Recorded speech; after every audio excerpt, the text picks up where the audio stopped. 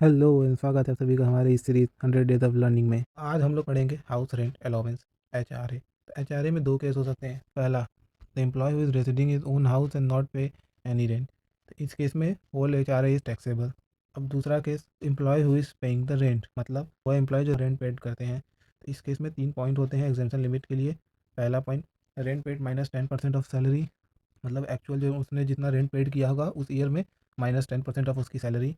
40% of salary, 50% in case of Delhi, Chennai, Bombay and Kolkata. ये tier 1 cities में अगर है तो 50%, अदरवाइज 40% एक्चुअल HRA रिसीव्ड। इन तीनों में जो सबसे कम होगा उतने तक का एग्जाम मिलेगा एम्प्लॉय को टैक्स में से।